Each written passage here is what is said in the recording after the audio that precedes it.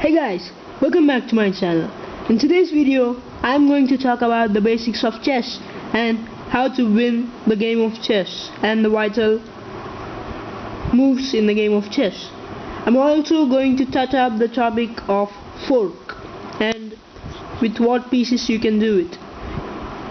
If you're watching the video, make sure to smash that like button and also subscribe to my channel. Let's get right into it. As you can see, a chess game is very difficult to play and there are many pieces that you can play with. So the main thing in chess is to occupy the center. The center includes these four center squares, which are d4, d5, e4 and e5 respectively. If you manage to somehow occupy these four squares, then it means that you have an advantage and you can easily beat the game. There are many ways how you can capture these four squares. The simplest way is to move the d and e pawns to the fourth rank. So now you can move the d pawn to d4 and the e pawn to e4, and then this means that you're occupying the two squares and also attacking on the next two squares and also the other two squares. So this is called occupying the center. There are many openings based on how you can do this. One of them is to just begin like this, e4. I'm only playing for the white side, so you can play e4 and then followed by d4 and then knight f3 and the knight b3. You can also continue by playing bishop f4 and the f bishop to c4, the queen d2 or e2. It's upon your taste which you would like to play, and then followed by rook, the castling, and then followed by rook d1 and then rook e1. Some players also play h3 then and then continue the game. This is basically one of the openings with which you can control the center and advance your game.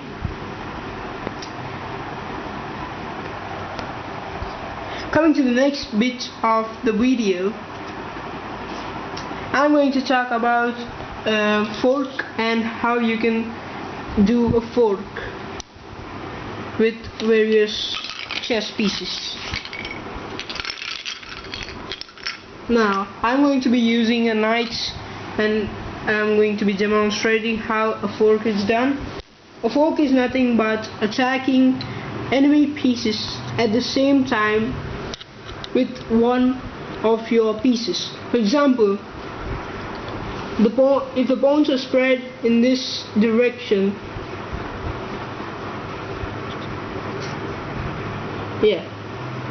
now if the knight was in this position, which is d3, and the other pawns are on c3, d6 and g5 respectively, then you can be moving the knight to e4, and this is called a family fork in which you're attacking more than two pieces in a single move.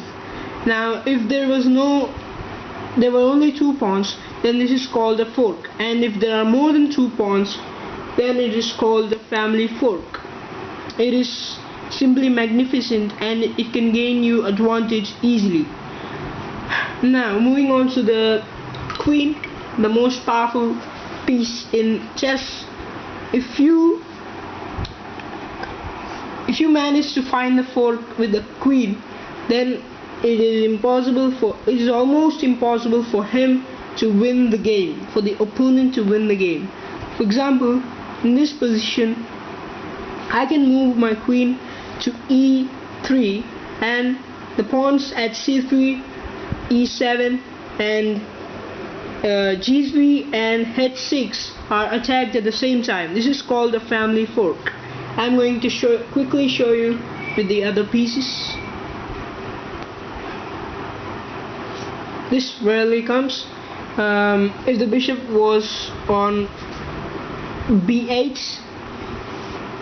and it has come to E5 to attack the three respective pawns of G3, C3 and G7.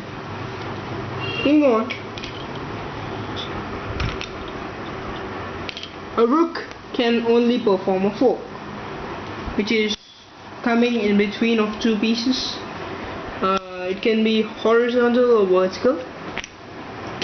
Then with a king, this is very rare and in some cases impossible. But if the king manages to come in behind the opponent pieces or opponent pawns, then it is possible that the king forks the opponent pieces. For example, the king is on D5 and the pawns are on D3, E3 and F3, then it is possible to fork the three pawns by moving the king to E4. I hope you have learned a good lesson in this video. Make sure to smash that like button and also subscribe to my channel for more videos. Thank you guys, and I'll see you in the next video. Bye.